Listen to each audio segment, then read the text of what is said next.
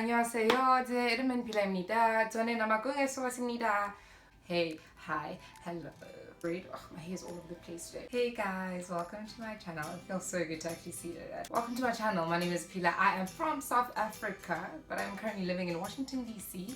And before this, I was living in South Korea. There's a very important part of this video because that is how I basically started getting to travel when I was broke. So the one question that I'm always getting from friends, from family members, and also from strangers on my Instagram and Facebook and whatnot is always basically asking, how do you get to live abroad or live overseas, as we say in South Africa? Ungena mali. How do you live abroad when you are broke? And that's what I'll be sharing with you today. So the three easiest ways for someone who may not be educated, might not have enough money to go into university or college or can't find a job, because that's very hard. So the first one, and I think is the easiest, is au pairing. The second one is studying abroad. And the third one is becoming a teacher. So the first one is basically au pairing, which is basically like being a babysitter that lives in the house with the family. For this particular thing, you don't need to have a tertiary education. You need to have finished the matric. It doesn't matter how you passed. It doesn't matter if you're coming with H or F or D or if there's even that. And so basically all you need to do is find agencies online. I know of a couple of agencies that are quite good, and I'll put them on my description box. In fact, let me name them. There's InterExchange. There's one in America called Au Pair in America. There's Cultural Care, which I know is global. And what's the other ones? There's so many. Like, you literally, if you're interested in living in Europe, for example, just type in Au Pair in Europe and you'll find agencies there.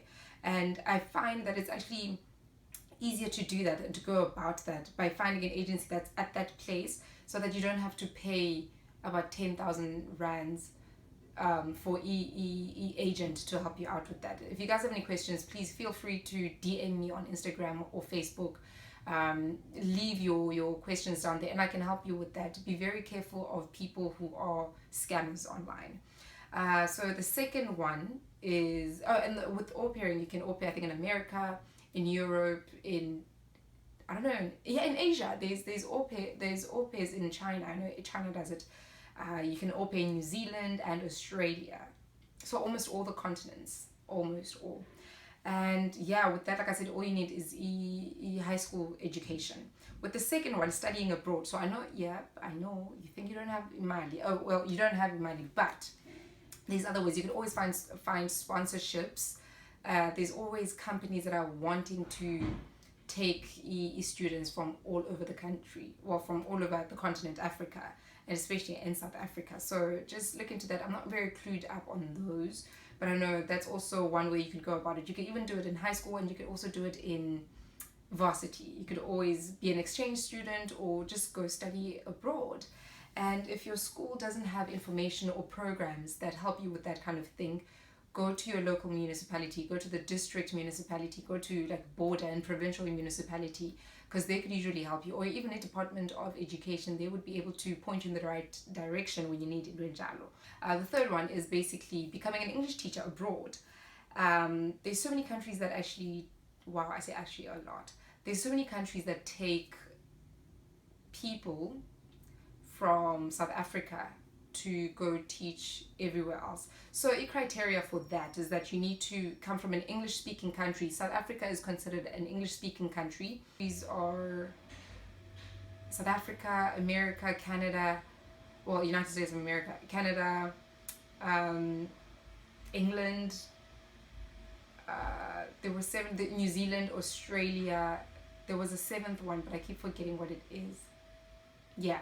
So, and with that, so you need to be from an English-speaking country. You need to not have a criminal record. So, guys, don't fight, because those kind of things will get you into trouble.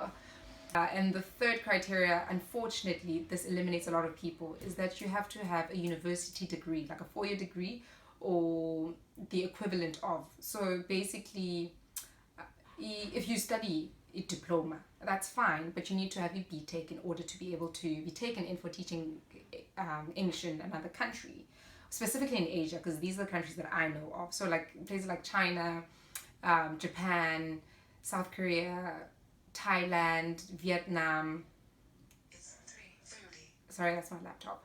So with this one, I think these countries, I think China may also take people who don't have university degrees, but you have to now prove that you've been at schools that are English speaking schools. So not necessarily Model C, but it is Galway, your reports, your tests, your exams, everything was in English. And you would have to prove from, I think, grade 1, or I don't know, pre-primary, kindergarten, as others would say. I don't know. But it's a long process when you don't have a degree.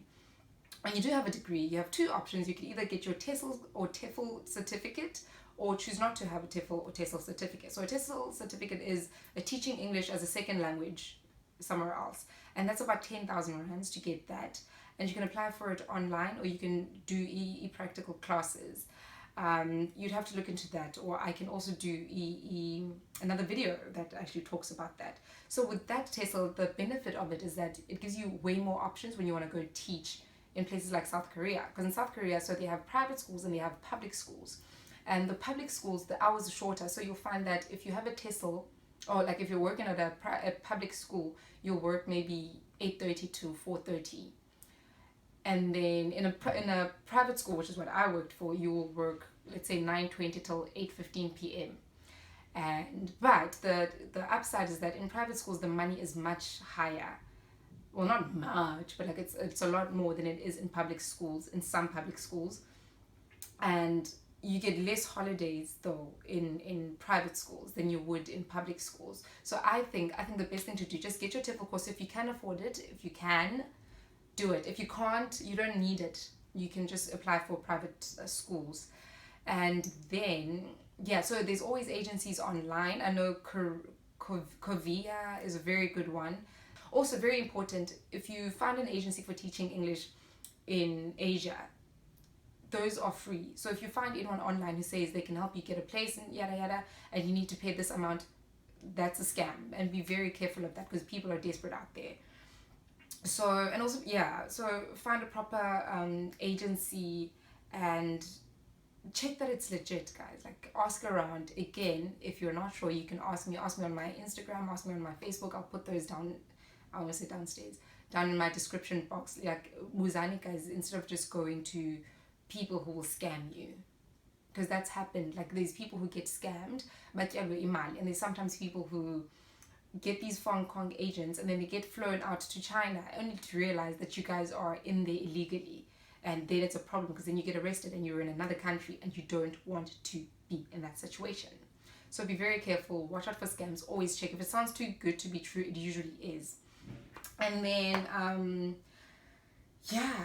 or you have any questions, please let me know in the comment section, and I will gladly do another video.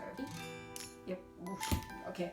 Thank you so much for watching. Please comment, like, subscribe, and share with your friends. Tell your friends to tell their friends. I love you guys so much. Thank you so much for watching. Bye. Bye.